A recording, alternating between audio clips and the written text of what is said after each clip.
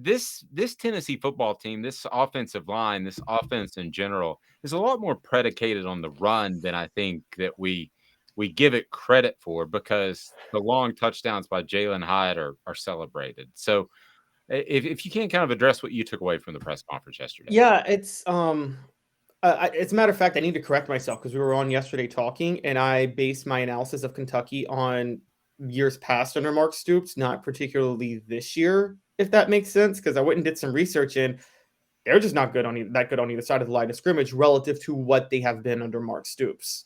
So I think the line of scrimmage is where Tennessee can really win this weekend, and the offensive line is huge for it. They've had 3 different linemen win SEC Lineman of the Week in their last 4 games: Javonte Spraggins, Jerome Carvin, and Darnell Wright.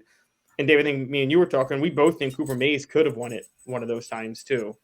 And so I think a lot of experience helps. I think this is the difference between anybody who watched Mississippi State last weekend against Alabama, and really just Mike Leach's offense in general, or Dave, you probably remember this too, Steve Spurrier's offenses in the 90s. This is where Heupel's team is different.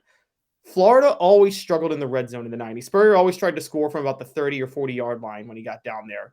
Mississippi State is awful in the red zone a lot of times under Mike Leach. This is where Josh Heupel's offense is not – it can't be compared to those type of offenses, because when he gets to the red zone, he runs the ball and they can score, and they're not afraid to run it 3 times from the 1-yard line to make sure they punch it in.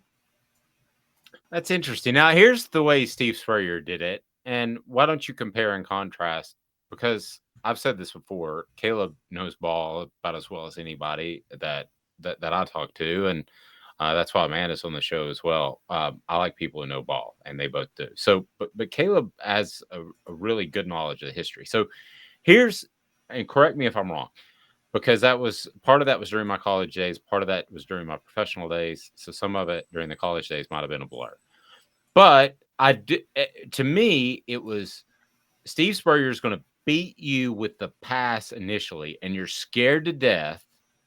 And then you have to take more people out of the box, because traditionally you would have people in the box because the SEC was a running conference.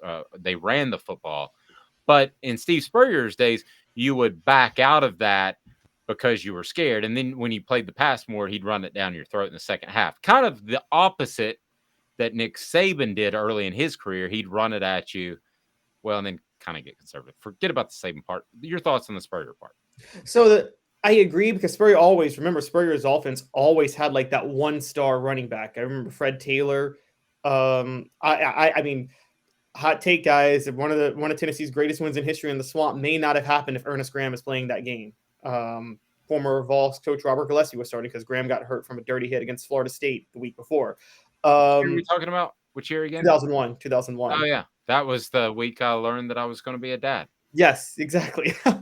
I remember you telling me that. But I'll never. I think Spurrier, the problem is when you get to the red zone with Spurrier was, yes, he wanted to gash you because you were having to spread out, move out of the box a lot more. Once you get inside the 10-yard line, you move back into the box. I mean, I don't care what type of offense you're running. You stay back into the box. Spurrier loved to use the small 5'10" speedy receivers on the outside and have them burn defensive backs from about 40. Spurrier's goal was always to get to about the 40-yard line. If he can get to the 40-yard line, he knows he can beat you with a quick touchdown pass into the end zone, because his receivers are going to outrun your defensive backs, and the quarterback's going to put the ball there. And the quarterback usually got rid of the ball pretty quickly too. Once they got down to the 10-yard line, got a little bit trickier sometimes. And the same is true with Mike Leach now at Mississippi State. If you guys notice, Mississippi State, they want to score from about 30 yards out. When they get inside the 10-yard line, it gets tough for them to score. Interesting. Let me ask you this, Amanda.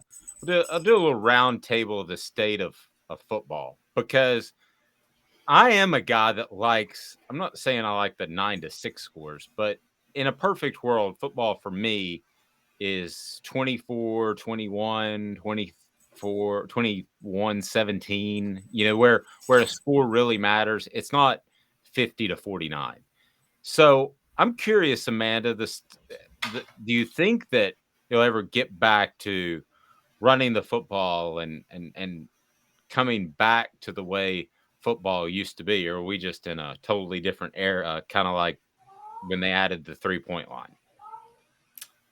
I think we're in a totally different era. Until you can find a defense that's able to stop this kind of offense, you're not going to go back to what it used to be. Now, if somebody can come up with something that will stop the Hendon Hooker type, Josh Heupel, type offense, then maybe we go back. Maybe I think football is a game where you're always trying to figure out how to outcoach the other side.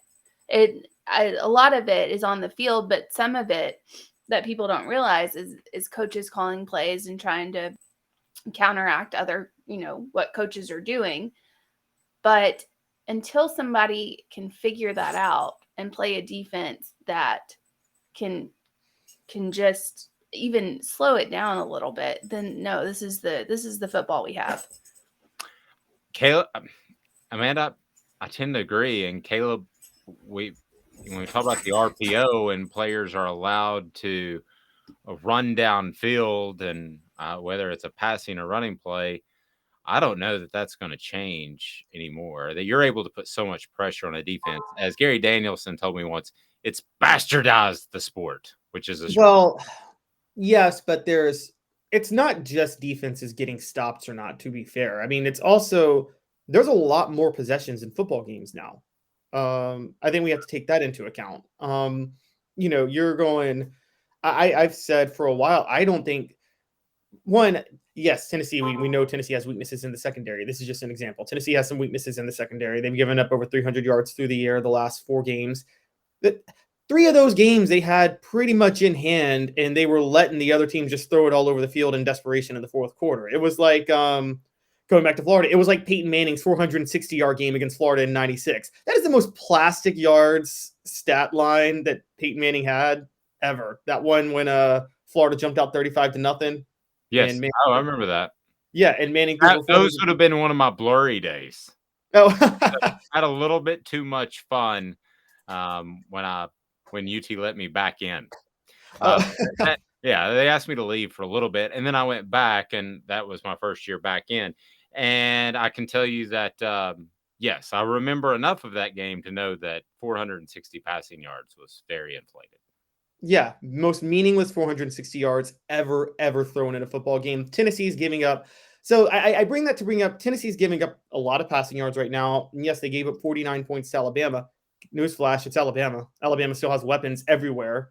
But they held LSU to 13 points. They were up 38-21 on Florida late in the fourth quarter until, again, they called off the dogs and were just trying to milk the clock and let Florida force them to use the clock to try to come back. They almost pulled it off because of a couple of fluke plays, but they weren't really, going as aggressive as they were. They held LSU to 13 points.